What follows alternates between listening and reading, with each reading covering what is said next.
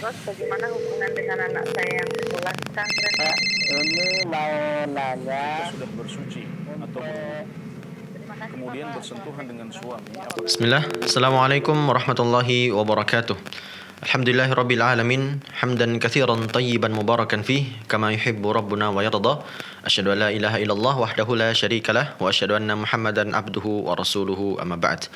Alhamdulillah, pemirsa Fatwa TV dan pendengar radio RTVC dimanapun Anda berada, kita bersyukur kepada Allah Subhanahu wa Ta'ala, di mana pada kesempatan sore hari ini Allah masih memberikan kita kesempatan untuk kembali berjumpa dalam program live interaktif Fikih Ibadah yang diampu oleh guru kita Al-Ustadz Anas Burhanuddin Hafizahullah Ta'ala. Dan Alhamdulillah pemirsa, pada kesempatan sore hari ini beliau telah hadir bersama kita di studio Fatwa TV Jember. Kita akan sapa beliau terlebih dahulu pemirsa. Assalamualaikum Ustaz. Waalaikumsalam warahmatullahi wabarakatuh. Gimana kabarnya Ustaz? Alhamdulillah, saya sehat. Alhamdulillah. Antum juga sehat kan? Alhamdulillah Ustaz. Alhamdulillah, Masya Allah. Jazakumullah khair Ustaz. Dan pemirsa, Alhamdulillah Ustaz dalam keadaan sehat, dan sesaat lagi kita akan bersama-sama mendengarkan nasihat pembuka dari guru kita Ustaz Anas Burhanuddin Hafizahullah Ta'ala. Silakan Ustaz. Bismillahirrahmanirrahim. Di antara kewajiban yang Allah bebankan kepada setiap muslim pada tiap harinya adalah memberikan sedekah untuk 360 sendi yang dimilikinya. Rasulullah SAW bersabda dalam sebuah hadis riwayat Al-Bukhari dan Muslim dari Abu Hurairah, "Kullu sulama minan nasi alaihi sadaqatun kulla yawmin tatlu'u fihi syams." Setiap sendi dari manusia itu ada sedekahnya atau wajib disedekahi setiap hari di mana matahari terbit. Setiap hari di mana matahari terbit. Nah, ini adalah salah satu kewajiban kita sebagai muslim di antara kewajiban-kewajiban yang lain yang harus kita jalankan setiap hari. Dan sedekah di sini maksudnya adalah setiap amal soleh atau qurbah atau ketaatan kepada Allah Subhanahu wa taala. Jadi untuk memenuhi kewajiban ini kita paling tidak dalam sehari harus melakukan 360 kebaikan. Itu bisa berupa salat, bisa berupa sedekah dengan harta, bisa dengan birrul walidain, bisa dengan kalimat yang baik, bisa dengan membantu orang lain. Intinya segala bentuk kebaikan terhitung sebagai sedekah di sisi Allah Subhanahu wa taala. Dalam hadis yang sama, misalnya Nabi Muhammad SAW bersabda, wa bi kulli khutwatin tamshiha ila sholati sadaqah, dan satu langkah menuju salat itu dihitung sebagai satu sedekah. Dan dalam sebuah hadis riwayat Muslim dari Abu Dzar radhiyallahu anhu, Nabi Muhammad SAW bersabda, wa yujzi'u min dzalika raka'atani yarka'uhuma min adh-dhuha, dan cukup untuk memenuhi hak sedekah 360 sendi itu 2 rakaat yang dilakukan oleh seorang muslim di waktu duha. Nah, jadi 2 rakaat salat duha, karena dalam 2 rakaat salat duha ini kita menggerakkan seluruh badan kita. Ya. Semua badan kita dari kepala sampai ujung kaki ikut bergerak dalam 2 rakaat tersebut. Maka Nabi Muhammad SAW menjelaskan bahwasanya 2 rakaat duha itu cukup untuk menggugurkan kewajiban yang berhubungan dengan hak 360 sendi yang kita miliki ini. Nah, jadi ini adalah sebuah kewajiban yang harus kita perhatikan, tidak boleh kita tinggalkan. Dan disebutkan dalam sebuah hadis bahwasanya kalau seorang muslim sudah menjalankan sedekah untuk 360 sendinya ini, maka di sore hari dia terbebas dari api neraka. Ini untuk kewajiban yang berhubungan dengan hak 360 sendi yang diberikan oleh Allah Subhanahu wa taala sebagai kesempurnaan penciptaan manusia dan juga sebagai keseimbangan untuk kita sebagai makhluk hidup. Maka ini adalah sebuah kewajiban yang harus kita tunaikan sekaligus sebagai wujud syukur kita kepada Allah Subhanahu wa taala atas penciptaan yang baik dan juga atas keseimbangan yang Allah berikan dengan kita memiliki 360 sendi ini. Demikian sebagai tazkir, semoga bermanfaat dan menginspirasi. Terima kasih Ustadz, jazakumullah khairan atas nasihatnya. Dan pemirsa, tidak lupa kami menginformasikan bahwasanya live interaktif ini dapat pula Anda simak melalui relay radio yang tergabung dalam Asosiasi Radio dan Televisi Islam Indonesia atau RTVC. Di antaranya adalah Radio Binbas Yogyakarta, kemudian Radio Sahabat Tegal, Radio MDFM Probolinggo, Radio Amuba Pangkal Pinang, Radio Sago FM Sumatera Barat, Radio Gema FM Bontang, Radio Al-Hikmah Banyuwangi, Radio Albina AM Bekasi, Radio Tuah FM Riau, dan Radio Dai Tengaran. Jazakumullah khairan kepada seluruh radio yang telah melirai acara ini. Kemudian pemirsa, kami informasikan juga bagi Anda yang ingin bertanya secara langsung kepada Ustadz, silakan menghubungi kami di 0331 544 6087. 0331 544 6087. Ustadz, pertanyaan pertama dari saudara Yosi di Kalimantan Barat, Ustadz. Bismillah. Assalamualaikum Ustadz. Bagaimana dengan hukum ketika kita mandi wajib di tempat yang terbuka, lalu di tengah-tengah mandi tersebut kita dilihat orang lain dan aurat kita kelihatan, Ustadz? Bagaimana dengan hukum mandi wajib tersebut, Ustadz? Apakah sah? Dengan catatan karena saya sedang ada di perantauan yang tempat mandinya tidak tertutup, Ustadz. Iya, mandi wajib adalah taharah yang dilakukan untuk mengangkat hadas akbar. Jadi ketika seseorang berhadas besar, misalnya karena bersenggama sampai misalnya karena bersenggama atau keluar mani karena mimpi, maka ini adalah hadas besar. Maka wajib baginya untuk mandi wajib. Dan mandi wajib ini memiliki satu rukun saja, yaitu meratakan air ke seluruh tubuh. Jadi kalau orang sudah niat mengangkat hadas besar, kemudian dia melakukan sebuah kegiatan. Yang kegiatan ini berupa meratakan air ke seluruh tubuh. Baik itu dengan mandi di kamar mandi, ataupun berenang di sungai, atau di bawah pancuran, maka berarti mandi wajibnya sudah sah. Karena rukun mandi wajib itu hanya satu, yaitu meratakan air ke seluruh anggota tubuh. Tentunya setelah disertai dengan niat sebelum melakukan mandi wajib itu. Jadi dimanapun kita mandi, asal rukun ini tercukupi dan terlaksana, maka berarti mandi kita sudah sah dan hadas akbar yang kita miliki sudah terangkat. Setelah itu kita boleh untuk melakukan kegiatan-kegiatan yang disyaratkan harus suci. Kita boleh baca Al-Quran, kita boleh sholat, kita boleh memegang mushaf dan lain sebagainya. Sedangkan tentang bahwasanya ada sebagian orang yang kadang-kadang melihat kita mandi, maka tentunya kita harus berusaha untuk mandi di tempat yang tertutup. Karena kita punya kewajiban yang lain. Jadi mengangkat hadas akbar itu sebuah kewajiban. Tapi kita juga punya kewajiban yang lain untuk menutupi aurat kita dari pandangan manusia. Nah, mandi di tempat yang terbuka kalau seandainya memang kemungkinan besar tidak ada orang yang melihat di situ, tidak masalah kita mandi di situ. Tapi kalau sekiranya ada banyak orang yang berlalu lalang, maka kita harus berusaha untuk mencari tempat yang paling tersembunyi.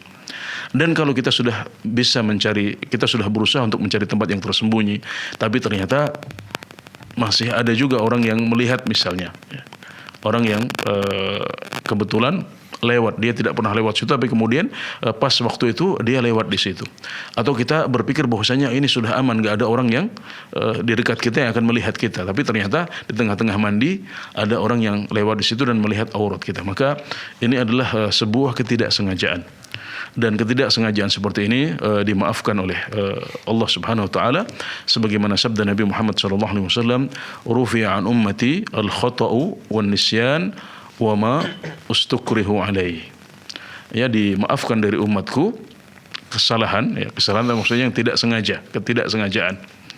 Kemudian yang kedua adalah lupa, dan yang ketiga adalah jika melakukan sebuah kesalahan karena dipaksa. Ini semuanya dimaafkan dalam agama kita, alhamdulillah. Jadi selagi kita sudah berusaha untuk mandi di tempat yang tersembunyi atau di tempat terbuka dengan kemungkinan besar, kita berpikir kemungkinan besar nggak ada orang yang lewat, tapi ternyata kemudian lewat, maka insya Allah yang seperti itu dimaafkan oleh Allah Subhanahu Wa Taala dan kita tidak berdosa karenanya. Ya, demikian, Allahu a'lam. Jazakumullah khairan Ustaz. Terima kasih kami ucapkan juga kepada saudara Yosi Pranata yang sudah bertanya dari Kalimantan Barat. Selanjutnya pertanyaan kedua dari Pancanur di Kalimantan Barat lagi Ustaz. Ustaz, apakah boleh duduk iftirash pada saat saf sempit dan kita di posisi rakaat keempat Ustaz? Ya, sunnah yang diajarkan oleh Rasulullah SAW saat kita duduk di rakaat yang keempat atau di tasyahud yang kedua adalah duduk tawarruk. Duduk tawarruk adalah berasal dari kata warik. Warik artinya adalah pantat. Ya. Warik artinya adalah pantat dan tawarruk artinya adalah duduk dengan beralaskan pantat. Ya, ini adalah sesuatu yang sudah dikenal, kita semuanya tahu, apalagi di Indonesia kita sudah sangat terbiasa dengan cara duduk seperti ini. Yang kita pakai untuk duduk di rakaat terakhir dalam sholat kita, itulah yang namanya duduk tawarruk. Nah, ini adalah sunnahnya. Jadi sebisa mungkin kita duduk tawarruk di rakaat keempat atau di tasyahud akhir dari rakaat yang keempat. Atau juga dalam sholat yang 3 rakaat. Jadi ini yang diajarkan oleh Nabi Muhammad SAW, tapi para ulama sepakat bahwasanya hukum tawarruk di posisi tawarruk, maksudnya hukum tawarruk pada tempatnya dan iftirash pada tempatnya itu maksimal hukumnya adalah sunnah, bukan sebuah kewajiban. Artinya kalau ada orang yang seharusnya tawarruk dia iftirash, atau sebaliknya dia iftirash, dia seharusnya iftirash tapi dia tawarruk, maka sholatnya sah. Apalagi kalau yang membuat dia menyelisihi sunnah tadi adalah kondisi sempit. Ya, karena kalau di Indonesia biasanya orang di rakaat keempat semuanya tawarruk, dan ini tentunya akan mengambil tempat yang lebih luas daripada ketika semua orang iftirash. Nah, kalau kondisinya seperti itu maka tidak masalah kita mengalah ya, agar masing-masing bisa sholat dengan khusyuk. Ya, maka tidak masalah kita berganti duduk dari tawarruk menjadi iftirash demi kenyamanan dan kekhusyuan kita dalam sholat. Bahkan kalau kondisinya seperti itu dan benar-benar kita tidak bisa untuk tawarruk, maka yang terbaik adalah kita mengalah dengan duduk iftirash. Karena dengan begitu kita bisa mengejar kekhusyuan. Ya, karena khusyuk adalah ruhnya ibadah.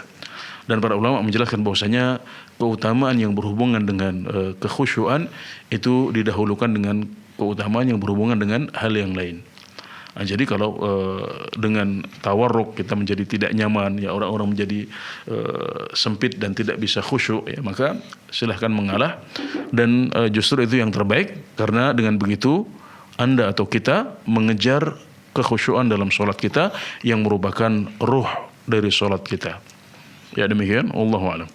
Jazakumullah khairan Ustaz, dan kami ucapkan terima kasih kepada saudara Pancanur yang sudah bertanya. Selanjutnya pemirsa sudah ada penelpon yang bergabung, kita akan sapa. Assalamualaikum Fatwa TV. Waalaikumsalam warahmatullahi wabarakatuh. Baik, silakan Ibu. Iya. Assalamualaikum warahmatullahi wabarakatuh, Ustaz. Waalaikumsalam warahmatullahi wabarakatuh. Saya kalau kadang-kadang bangun kesiangan, belum sempat sholat witir, sudah subuh.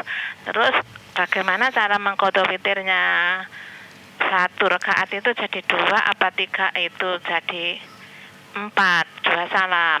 Terus yang kedua, Ibu, biasanya kalau sholat malam witir saja atau ditambah tahajud, Bu, yang selalu dilakukan? Yang biasanya selalu dilakukan. Insya Allah tahajud dulu, baru witir. Kadang-kadang kalau malam Senin atau malam Kamis itu witir 1 rakaat sesudah sholat Isya. Terus bagaimana? Iya, sudah itu saja.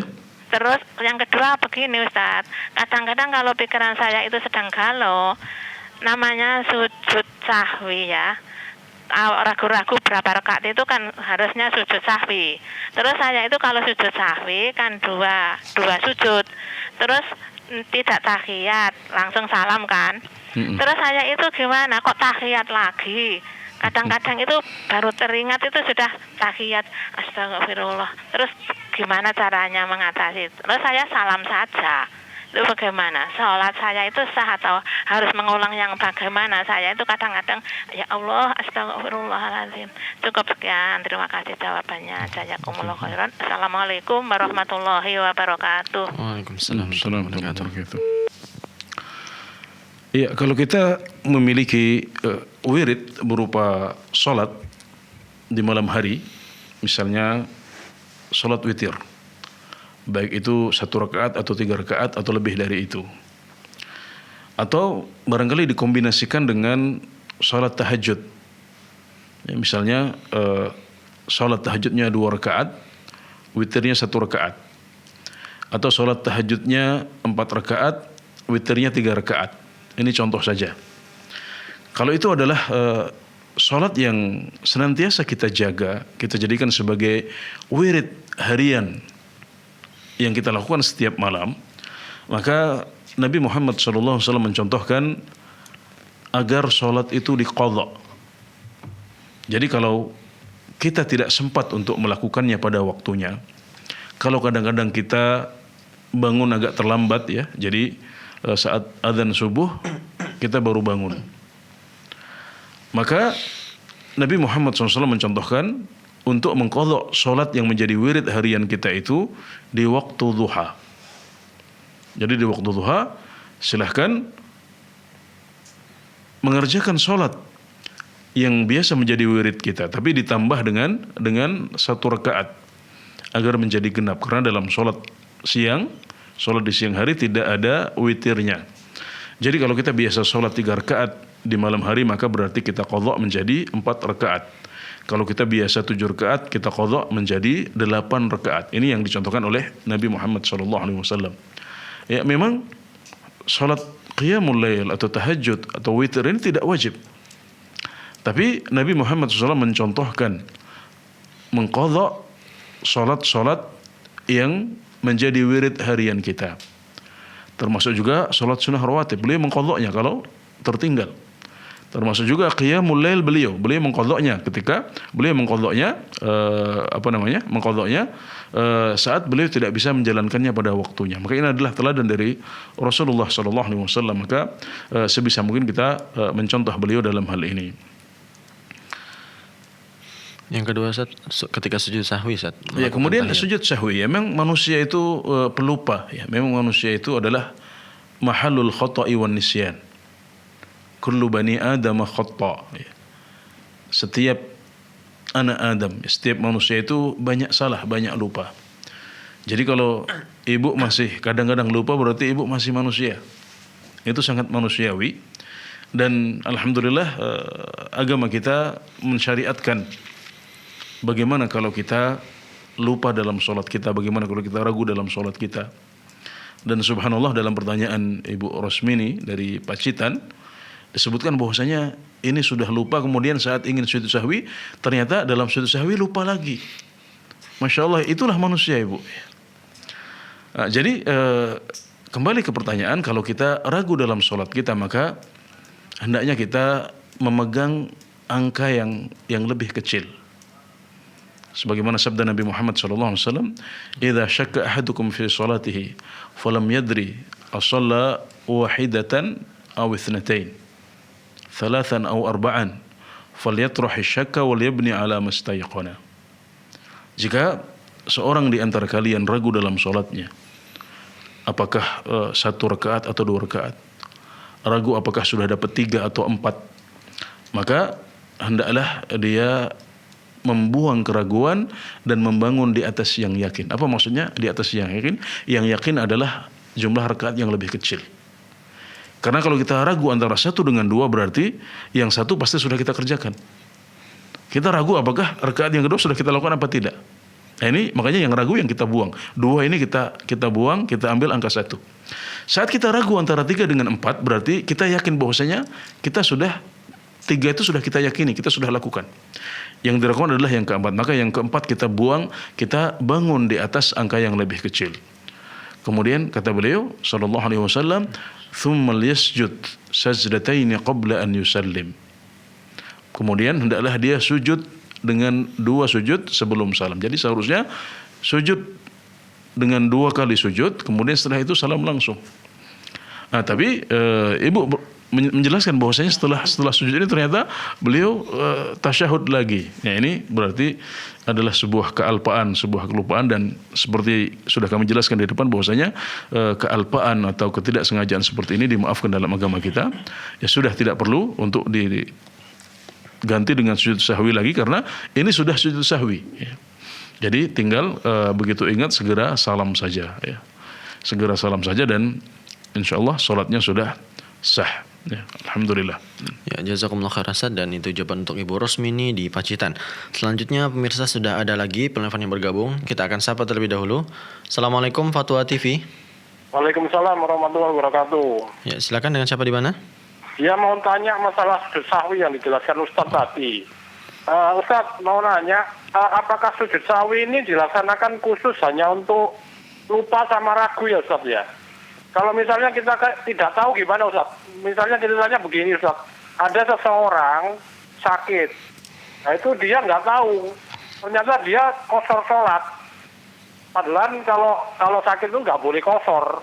Nah itu apa bisa dilaksanakan nambah 2 rakaat sujud sahwi, ataukah sholatnya tidak sah Ustaz? Jadi maksudnya dia segera ditegur oleh orang ya ketika dia sholat 2 rakaat, kemudian setelah itu ada yang menegur, kemudian disuruh untuk nambah 2 rakaat lagi. Seperti itu Pak ya? Dia sudah melaksanakan Ustaz, melaksanakan kosor sholat. Setelah itu nanya ke orang yang tahu. Berarti sudah lama, sudah jeda waktu yang lama baru kemudian dia bertanya ya, tidak langsung setelah sholat ya? Iya. Iya. Jadi misalnya gini Ustaz, tapi tetap misalnya waktu asar itu dia dianggap bisa dikosor kalau orang sakit.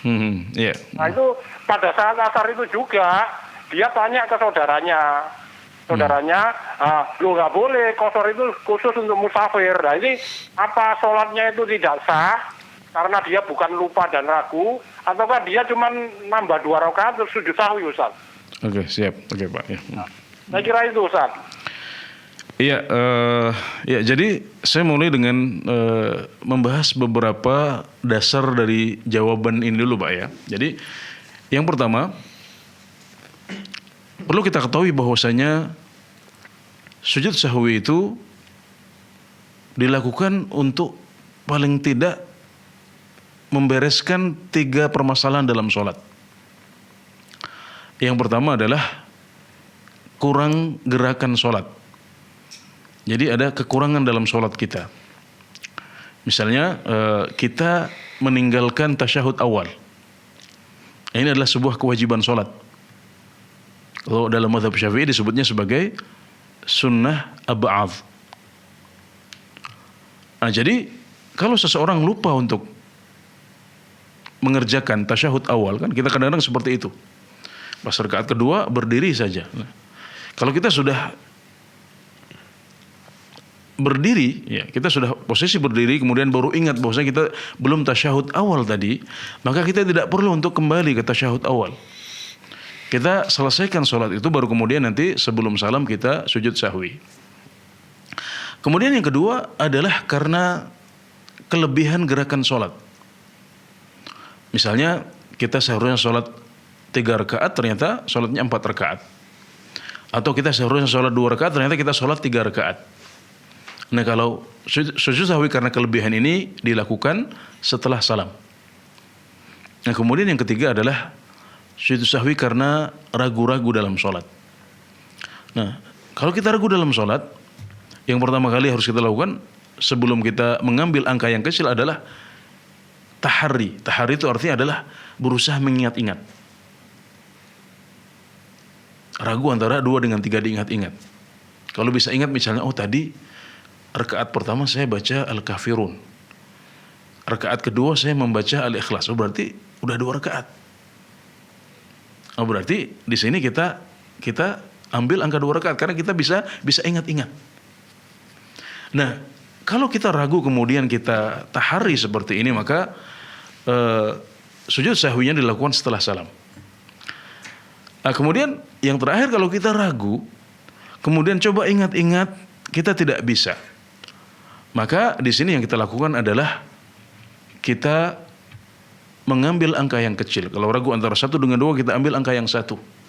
Kita anggap kita baru sholat 1 rakaat, kemudian kita sempurnakan sholat kita, kemudian sujudnya adalah sebelum salam. Jadi untuk ragu ini ada 2 kondisi. Kalau kita bisa ingat seperti apa seharusnya, kalau kita bisa ingat-ingat seperti tadi, maka sujudnya setelah salam.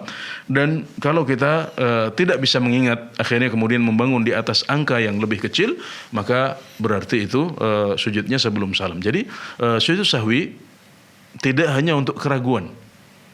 Ya, sujud sahwi itu bisa dilakukan karena kita kelebihan gerakan atau kekurangan gerakan dalam sholat kita. Kemudian yang kedua, bahwasanya mengqashar sholat itu hanya boleh dilakukan untuk musafir. Mengqashar sholat itu hanya boleh dilakukan untuk musafir. Para fuqaha menjelaskan bahwasanya alasan qashar itu hanya satu, yaitu safar. Kapan kita bepergian, maka di situ kita boleh safar. Sedangkan untuk menjamak sholat alasannya lebih banyak. Menjamak sholat itu bisa karena sakit, bisa karena safar, bisa karena berperang, ya, bisa karena hujan, dan ada banyak alasan lain. Jadi alasan untuk menjamak sholat lebih banyak daripada alasan mengqashar sholat. Nah, berdasarkan keterangan ini, maka kalau ada orang yang sakit padahal dia dalam kondisi muqim, dia tidak musafir, maka dia tidak boleh untuk mengqashar sholat. Ya, dia boleh untuk menjamak sholat, dia boleh memperpendek sholatnya, dia boleh sholat sambil duduk atau sambil telentang sesuai dengan kemampuan dia, tapi dia tidak boleh untuk mengqashar sholat. Nah, kemudian setelah pendasaran seperti ini, kita kembali ke pertanyaan Bapak di Surabaya. Jadi ada kasus orang yang sakit, kemudian dia sholat asar 2 rakaat karena berpikir bahwasanya dia boleh mengqashar sholatnya. Nah, kemudian setelah itu dia bertanya bahwasanya dia bertanya kepada seorang ustaz atau seorang ulama, kemudian dikasih tahu bahwasanya dia tidak boleh seperti itu. Maka bagaimana cara menyelesaikan sholat seperti ini? Kalau sholat itu sudah lama, ya, jadi seperti yang saya pastikan tadi dalam pertanyaan, bahwasanya ini jedanya cukup panjang. Jadi sudah lewat beberapa lama, baru kemudian dia dapat ilmu bahwasanya dia tidak boleh untuk mengqashar sholat. Maka di sini dia harus mengulang sholatnya dari awal. Jadi kapan dia mendapatkan ilmu itu? Kapan dia tahu bahwasanya ternyata sholat asar dia belum sempurna, belum selesai? Maka dia harus segera takbir, ya, segera takbir langsung. Kemudian tentunya setelah berwudu dahulu, kemudian ditakbir, kemudian sholat 4 rakaat. Jadi tidak cukup dengan menambah 2 rakaat saja karena jedanya sudah lama. Adapun kalau itu baru, ya, itu baru selesai, dia sholat 2 rakaat, kemudian ada orang di rumah yang menegur, loh kamu kok sholatnya hanya 2 rakaat? Loh kan saya sakit. Oh, orang sakit nggak boleh mengqashar kalau dia musafir. Nah, jika jedanya tidak lama, maka dia boleh langsung berdiri kemudian menambah 2 rakaat. Tapi kalau jedanya sudah cukup lama, maka dia harus mengulang sholat ini dari awal. Ya, demikian, Allahu ta'ala alam. Jazakumullah khairan, Ustaz. Dia langsung menambah 2 rakaat, apakah di akhirnya sujud sahwi, Ustaz? Ya, jadi ini ada tambahan, ya, berarti ada tambahan gerakan. Tambahan gerakannya adalah tasyahud akhir tadi itu, ya, tasyahud akhir, kemudian ada salam 2 kali, ya. Maka di sini berarti masuk kategori sujud sahwi karena tambahan. Jadi setelah sholat 2 rakaat, ya, kalau seandainya ditegur langsung, ya, maka dia menambahkan sujud sahwi setelah salam. Karena sujud sahwi yang diakibatkan karena tambahan gerakan itu dilakukan setelah salam, ya. Jadi sekali lagi, kalau dia ditegur orang dan jedanya tidak lama, maka dia cukup menambah 2 rakaat saja, kemudian dia sholat 2 rakaat setelah dia sujud sahwi 2 sujud setelah salam, ya. Demikian, wallahu a'lam. Ya, jazakumullah khairan, Ustaz, dan itu jawaban untuk saudara yang bertanya. Selanjutnya, Ustaz, ada pertanyaan dari Jeki di Sambas, Ustaz. Assalamualaikum, Ustaz. Dari Kalimantan Barat. 3, Ustaz, ini Kalimantan Barat.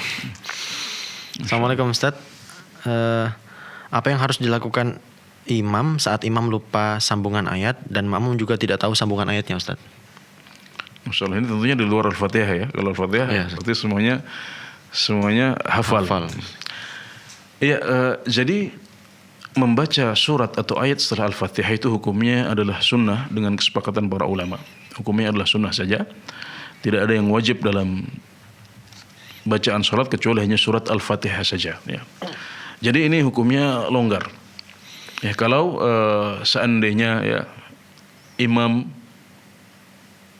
memiliki mushaf yang ada di kantongnya atau di tempat yang dekat dia tanpa harus merubah arah ya, maka boleh saja dia membuka mushaf itu kemudian untuk melihat apa ayat yang setelahnya. Ya, bisa seperti itu, dan ini terhitung gerakan yang sedikit untuk maslahat salat, maka itu tidak membatalkan salat. Bisa juga imam berganti ayat. Bisa juga imam berganti ayat. Jadi ketika mentok tidak bisa ingat, makmum juga tidak bisa membantu, maka dia bisa berhenti di situ kemudian berpindah ke surat yang lain atau ayat yang lain. Atau bisa juga dia berhenti di situ kemudian segera rukuk bersama para makmum. Ya, ini adalah tiga pilihan yang bisa dilakukan oleh seorang imam dalam kondisi yang ditanyakan, di mana imamnya mentok, dia tidak bisa ingat apa ayat setelahnya atau apa lengkapnya ayat yang sedang dia baca itu, sementara makmum juga tidak bisa membantu. Ya, tiga opsi ini semuanya bisa dilakukan oleh seorang imam yang berada dalam kondisi tersebut. Ya. Jazakumullah khairan, Ustaz. Itu jawaban untuk saudara Jeki di Sambas. Selanjutnya pemirsa, pertanyaan berikutnya, Ustaz, dari saudara Agit Mahendra di Jawa Barat, Ustaz. Assalamualaikum, Ustaz. Jika berhubungan badan dengan istri di pagi hari ketika Ramadan, yang ingin saya tanyakan, untuk memberi makan 60 orang miskin itu apakah harus berturut-turut, Ustaz, 60 hari atau bisa selang-seling? Dan hitungan 60 orang miskin itu apakah bisa digantikan dengan satu orang namun diberi makan sebanyak 60 kali, Ustaz? Jazakumullah khairan. Iya, bersenggama di siang hari bulan Ramadan ya, adalah sebuah dosa besar yang setiap muslim hendaknya menghindari kesalahan ini. Ya, bulan Ramadan adalah bulan yang sangat terhormat. Bulan Ramadan adalah bulan yang sangat diagungkan oleh Islam. Dan di antara pantangan di siang hari bulan Ramadan adalah bersenggama di siang hari. Ya, jadi ini adalah sebuah dosa besar, dan di antara yang menunjukkan dosa besar adalah bahwasanya kesalahan ini diancam dengan kafarah, ya, diancam dengan hukuman di dunia, yaitu kafarah ini. Ya. Dan orang yang melakukan senggama di siang hari bulan Ramadan, maka dia wajib untuk membebaskan budak. Ini pilihan pertamanya. Jadi bukan pilihan, tapi dia harus membebaskan budak. Selagi dia mampu untuk melakukan itu, dan budaknya ada, dia berada di zaman di mana budak masih ada, maka dia wajib untuk membebaskan seorang budak. Ya, kalau dia tidak mampu, baru berpindah ke yang setelahnya, yaitu puasa 2 bulan berturut-turut.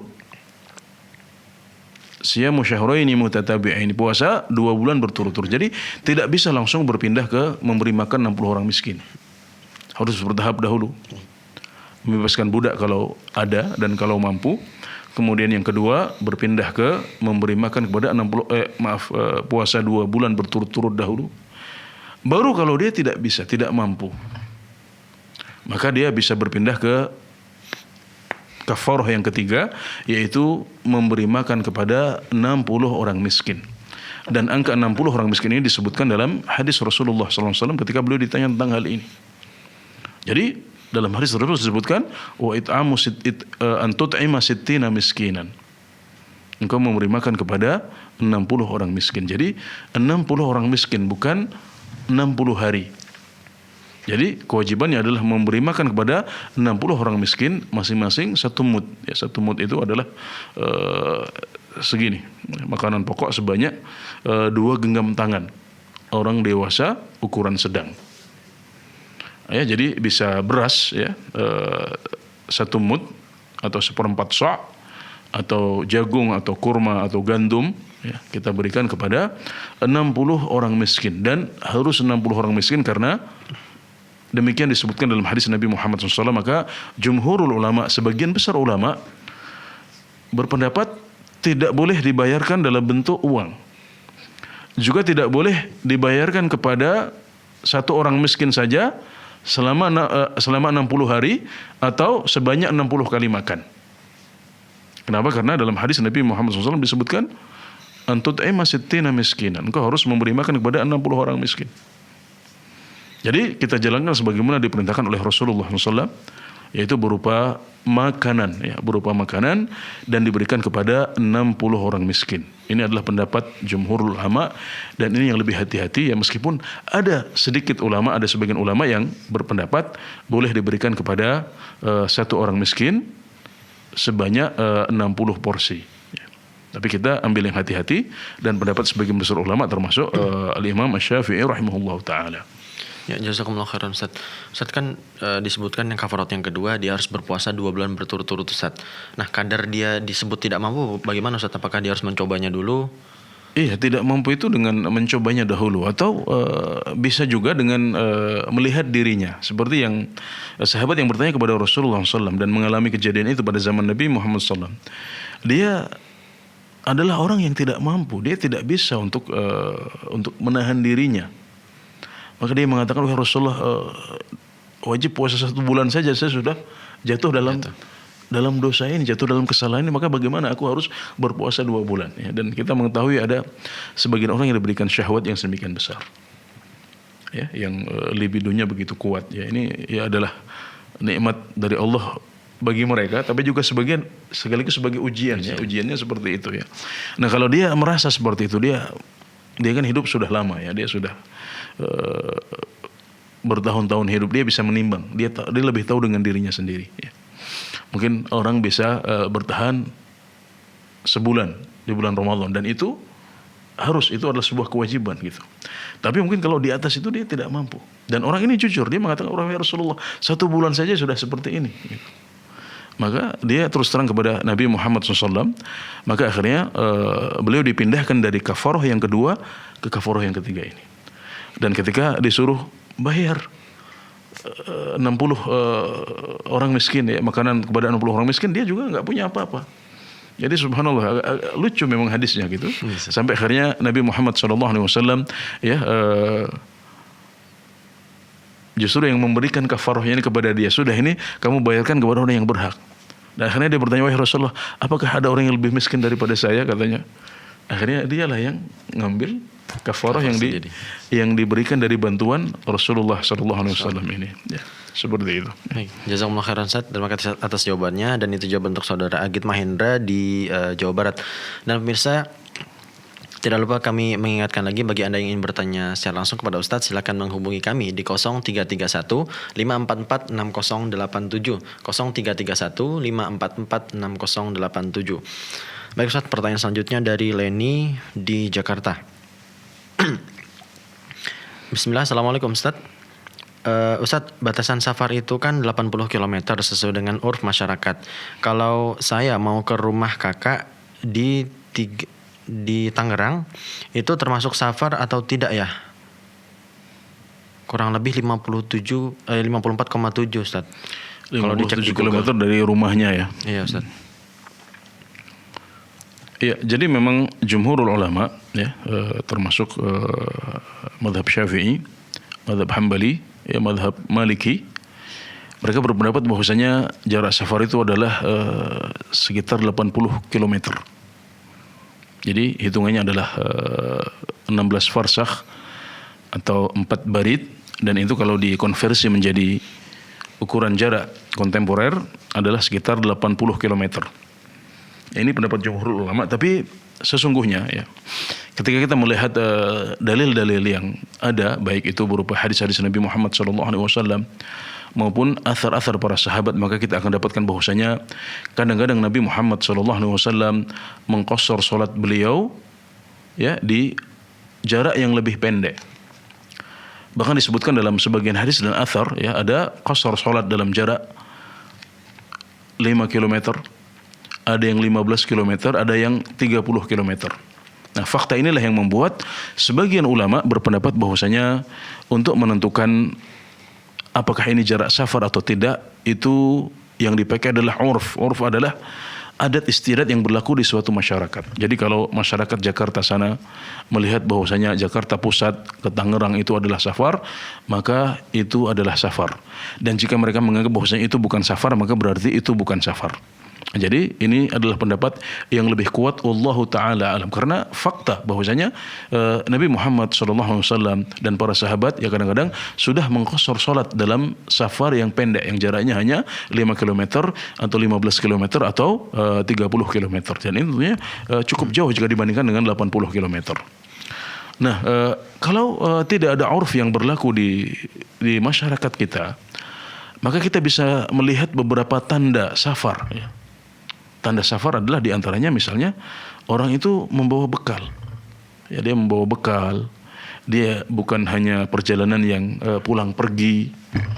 Kemudian ditambah disebutkan pertanyaan adalah menginap. Nah, ini adalah salah satu qarina, salah satu tanda bahwasanya itu adalah perjalanan safar. Ya, maka jika Anda mengatakan bahwasanya maka jika tidak ada urf yang berlaku di Jakarta sana, apakah jarak dari Jakarta Pusat ke Tangerang itu adalah jarak safar, maka yang kita pakai adalah tanda-tanda tadi itu. Kalau Anda ke sana dengan membawa bekal, ya Anda ke sana untuk menginap, maka ini menguatkan bahwasanya jarak tersebut adalah jarak safar. Ya, demikian, wallahu a'lam. Ya, jazakumullah khairan Ustaz. Ustaz, di daerah saya itu misalkan seseorang melakukan perjalanan ya kurang lebih bisa 95 sampai 100 kilo Ustaz, atau bahkan mungkin lebih. Tetapi karena perjalanan itu bisa ditempuh hanya beberapa jam Ustaz, mungkin 2 atau 3 jam, mereka menganggap itu tidak safar Ustaz. Bagaimana Ustaz? Jadi uruf ini bukan anggapan satu orang dua orang ya gitu. Nah, kalau jarak seperti itu ya, jarak seperti itu seharusnya sudah dihitung safar, karena jarak 3 jam itu cukup jauh ya, cukup jauh. Makanya kalau kita tanya jumhurul ulama, mereka akan mengatakan 90 km itu sudah safar gitu. Jadi kalau jarak di atas 80 km ini insyaallah ya ghalibnya dia sudah disebut safar.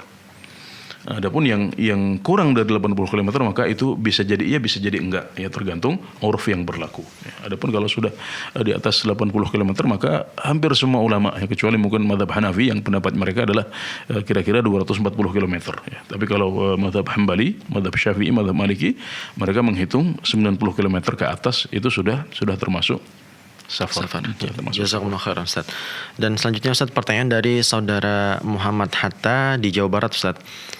Assalamualaikum Ustaz, apakah kotoran di bawah kuku meskipun sedikit menyebabkan wudu tidak sah Ustaz? Ya, pertama kita harus mengetahui bahwasanya memelihara kebersihan adalah ajaran Islam. Nah, kebersihan ini harus kita jaga, dan Nabi Muhammad SAW menyebutkan bahwasanya di antara fitrah manusia adalah taqlimul adhafir, ya, memotong kuku. Jadi memotong kuku itu fitrah, dan kalau kita menjaganya maka kita mendapatkan pahala di sisi Allah Subhanahu wa taala. Kemudian kalau karena satu sebab dan lain hal ada seseorang yang memiliki kotoran di bawah kukunya, mungkin belum sempat dipotong ya, belum punya kesempatan untuk memotongnya, dan ternyata di bawah kuku ini ada kotoran.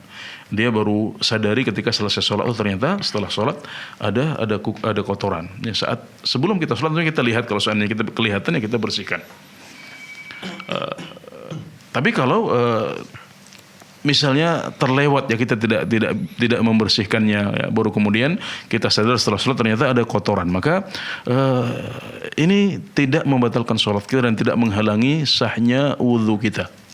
Ya, para ulama menyebutkan bahwasanya ini termasuk penghalang yang dimaafkan. Ini sedikit sekali, kecil ya. Jadi ini termasuk kotoran yang dimaafkan dan tidak menghalangi sahnya wudhu kita.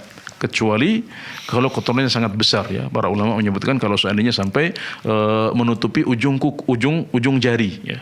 Sampai keluar, sampai menutupi ujung jari, dan ini adalah kotoran yang menghalangi sampainya air ke dalam kulit ya. Maka baru di situ dikatakan wudunya tidak sah. Adapun kalau hanya setitik kecil, ya, maka ini termasuk penghalang atau hail yang dimaafkan menurut para ulama. Walhamdulillah.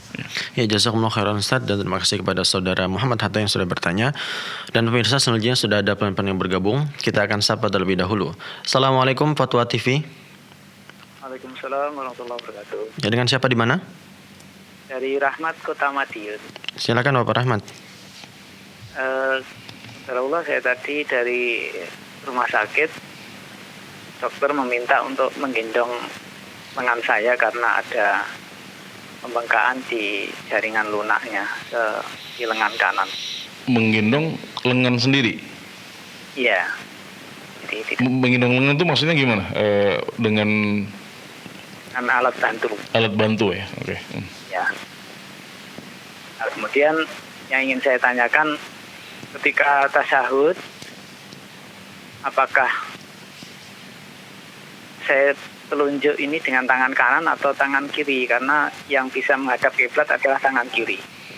Oke. Ya. Baik, cukup Bapak. Insyaallah hanya itu. Jazakallahu khairan. Assalamualaikum warahmatullahi wabarakatuh. Assalamualaikum. Assalamualaikum.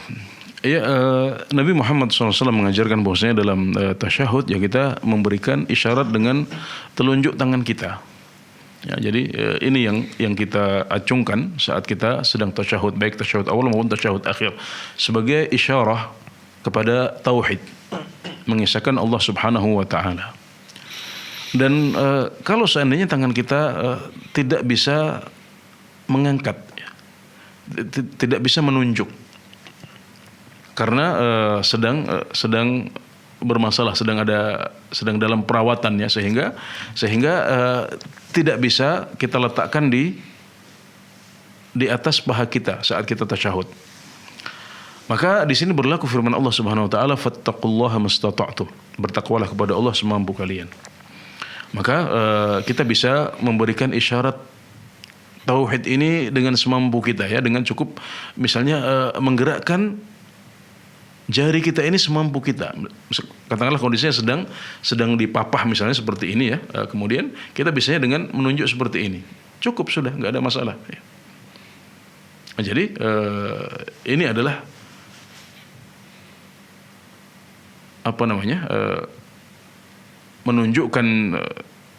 menunjuk jari, ya, atau mengangkat jari kita sebagai isyarat kepada tauhid kepada Allah Subhanahu wa taala saat kita tidak mampu untuk melakukannya secara sempurna. Jadi kita lakukan semampu kita, ya. Bahkan kalau seandainya tidak bisa keluar ini angka 1 seperti ini, misalnya hanya bisa separuh saja atau hanya bisa sekedar menggerakkan di ujung saja, maka itu sudah cukup, ya, sudah cukup dan dicatat oleh Allah Subhanahu wa taala sebagai tasyahud yang sempurna, ya, karena kita biasanya mengerjakan sunnah ini saat kondisi normal. Nah, sekarang dalam kondisi sakit, saat kita tidak mampu untuk melakukannya secara sempurna dan kita melakukannya semampu kita, maka kita tetap mendapatkan pahalanya dengan sempurna di sisi Allah Subhanahu wa taala. Karena seseorang itu jika dia safar atau sakit, maka dituliskan untuknya pahala ibadahnya sebagaimana yang dia lakukan saat dia muqim dan dalam keadaan sehat.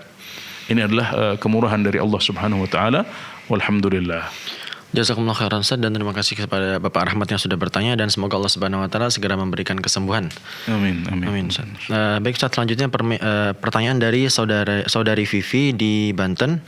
Bismillah Ustaz, bagaimana sikap kita saat dalam kereta Ustaz, di mana toiletnya sempit dan kotor? Bolehkah dalam hal ini kita hanya tayamum Ustaz? Ya, syarat tayamum adalah tidak ada air, atau ada air tapi kita tidak bisa menggunakannya. Allah Subhanahu wa taala berfirman, faman kana minkum maridan aw ala safarin aw jaa ahadun minkum minal gha'id aw lamastumun nisa falam tajidu ma'an fatayammamu sa'idan thayyiba. Jadi ayat ini Allah Subhanahu wa taala berfirman, dan kalian tidak mendapatkan air, maka tayamumlah dengan debu yang suci atau dengan debu yang baik. Nah, jadi ayat ini menunjukkan bahwasanya kita tidak boleh tayamum selagi ada air. kita baru boleh tayamum kalau tidak ada air atau ada air tapi kita tidak bisa menggunakannya.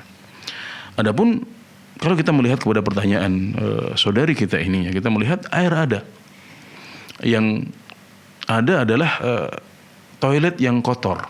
Nah, kita harus bedakan bahwasanya kotor itu tidak selalu najis. Ya, kotor itu tidak selalu najis. Ya, jadi silahkan, apalagi kalau kita melihat kepada kondisi kereta ya saat ini, alhamdulillah kondisinya cukup baik, alhamdulillah. Boleh kalau dibandingkan dengan 10 tahun yang lalu, 15 tahun yang lalu, alhamdulillah sekarang relatif bersih dan nyaman. Ya. Jadi tidak ada alasan untuk tidak wudu dan berpindah ke tayamum. Maka wajib untuk wudu. Tidak boleh tayamum. Bahkan kalau seandainya benar-benar ketika kita wudu di situ ada yang nyiprat dan ternyata itu adalah najis, ini juga tidak membolehkan kita untuk meninggalkan wudu. Jadi tetap harus wudu, tidak boleh tayamum. Bahkan kalau seandainya ada najis yang terciprat, maka dan kita tidak punya ganti, tidak punya pakaian yang lain selain itu, maka kita bisa tetap sholat ya, setelah berwudu meskipun ada najis di badan kita karena kita tidak bisa menggantinya atau tidak bisa membersihkannya. Ya. Jadi intinya tidak ada alasan untuk berganti kepada tayamum karena air ada, ya, dan jika begitu Anda harus berwudu dan tidak boleh berpindah ke tayamum. Ya, jazakumullah khairan Ustaz. Dan itu jawaban untuk saudari Vivi. Dan pemirsa, selanjutnya sudah ada lagi penelpon yang bergabung. Kita akan sapa terlebih dahulu. Assalamualaikum Fatwa TV. Waalaikumsalam warahmatullahi wabarakatuh. Dengan Bapak siapa? Hamba Allah Pak dari Bogor. Silakan Bapak. Assalamualaikum warahmatullahi wabarakatuh, Pak Ustaz. Waalaikumsalam warahmatullahi wabarakatuh. Barakallahu fikum. Semoga Pak Ustaz dijaga. Waalaikumsalam barakallah. Nah. Pak Ustaz mau nanya ini tentang sholat qobliyah subuh, Pak Ustaz. Kan sebaiknya laksanakan di rumah. Kalau qadarullah ternyata masuk ke masjid nggak keburu lah, maksudnya udah sholat wajib gitu, Pak Ustaz. Yang Anda tanyakan, yang sesuai sunnah itu dilaksanakannya apa setelah terbit matahari, apa setelah sholat wajib dilaksanakan? Kalaupun setelah wajib, apakah ada jeda waktu berapa lamanya gitu waktu kita melaksanakan sholat qobliyahnya tadi itu, Pak Ustaz? Itu aja Pak Ustaz. Syukuran jazakallahu. Assalamualaikum warahmatullahi wabarakatuh. Assalamualaikum warahmatullahi wabarakatuh. Iya, sholat qobliyah subuh adalah sholat qobliyah yang selalu dijaga oleh Rasulullah SAW. Bahkan beliau selalu menjaganya saat beliau safar. Dalam kondisi safar, beliau meninggalkan sholat rawatib yang lain. Tapi untuk qobliyah subuh, beliau tetap melakukannya. Ini menunjukkan keistimewaan sholat qobliyah subuh. Dan sholat yang seperti ini sifatnya, itu disyariatkan untuk diqadha. Dan untuk mengqadhanya, yang terbaik adalah saat sudah masuk waktu duha. Ini yang terbaik. Tapi boleh juga kita mengqadhanya setelah subuh langsung. Kita mengetahui bahwasanya setelah subuh adalah waktu larangan untuk mengerjakan sholat. Tapi untuk sholat yang memiliki sebab khusus seperti ini, dikecualikan dari hukum tersebut. Kita boleh untuk mengqadha sholat kita setelah subuh langsung. Makanya Bapak Ibu dan para pemirsa di rumah yang pernah datang ke Masjidil Haram, berkunjung ke Masjid Nabawi, ya, kita akan dapatkan di sana biasa orang yang tidak sempat untuk melaksanakan qobliyah subuh, mereka mengqadhanya setelah subuh langsung. Itu biasa di sana karena memang mereka memahami hukum ini. Dan dasarnya adalah karena Nabi Muhammad SAW juga pernah untuk mengqadha ba'diyah zuhur beliau setelah asar. Dan waktu setelah asar juga sama-sama adalah waktu larangan untuk mengerjakan sholat. Tapi karena ini adalah sholat yang memiliki sebab khusus atau dzatu sabab, maka kita boleh untuk mengqadhanya di waktu larangan. Nah, cuma kalau kita memilih untuk mengqadhanya setelah subuh langsung, misalnya nanti saya akan segera bekerja, nggak ada waktu untuk mengqadha kecuali setelah subuh langsung, maka diusahakan jangan mendekati terbitnya matahari. Jadi lebih baik setelah subuh langsung atau beberapa menit setelah kita mengerjakan sholat subuh, kita mengqadha qobliyah subuh ini. Ya, demikian jawaban dari pertanyaan Bapak yang di Bogor. Allahu a'lam. Jazakumullah khairan Ustaz, dan terima kasih kepada saudara yang sudah bertanya. Dan selanjutnya Ustaz, sudah ada lagi penelpon yang bergabung. Assalamualaikum Fatwa TV. Waalaikumsalam warahmatullahi wabarakatuh. Ya, silakan, dengan siapa di mana? Dengan hamba Allah di Pekanbaru Riau. Silakan Ibu. Assalamualaikum Ustadz. Waalaikumsalam warahmatullahi wabarakatuh. Ada pertanyaan saya mengenai salat Pak Ustadz, singkat aja dua. Yang pertama, kalau kita setelah membaca Al-Fatihah, tapi kita membaca surat pertengahan bukan dari awal, apakah membaca Bismillah kita? Itu yang pertama. Terus yang kalau kita lupa dalam membaca ayat, lupanya tuh satu ayat aja Ustaz, udah taus, udah meludah ke kiri, tapi masih belum ingat yang satu ayat tuh, di bawahnya kita ingat. Apa yang harus dilakukan?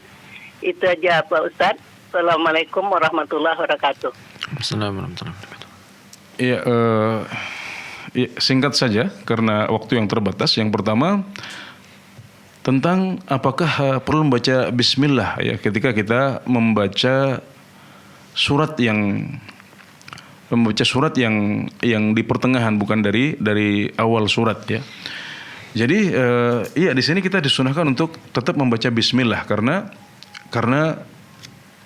ayat ini berbeda dengan surat Al-Fatihah. Ya, jadi Al-Fatihah sudah selesai dan kita berpindah ke surat lain. Maka di sini disyariatkan untuk membaca Al-Fatihah, membaca Bismillah di sini. Ya karena Al-Fatihah yang ada di antara surat itu adalah pembeda antara satu surat dengan surat yang lain. Nah, demikian juga di sini kita baru selesai membaca Al-Fatihah ya, maka ketika kita berpindah ke surat yang setelahnya maka kita disyariatkan untuk membaca Bismillah ya, baik dengan dikeraskan ataupun disirkan ya. Yang paling banyak diriwayatkan dari Nabi Muhammad SAW adalah dengan sir, tidak dikeraskan. Tapi boleh juga untuk kita keraskan. Ya, kemudian yang kedua, kalau kita lupa sudah membaca misalnya surat ayat ke-1, 2, 3. Kemudian lupa ayat yang keempat, yang 5 ingat. Ya, maka di sini bisa kita berpindah ke ayat yang kelima. Ya, setelah kita ingat-ingat nggak bisa ya, kita nggak masalah, kita lanjutkan ke ayat yang kelima.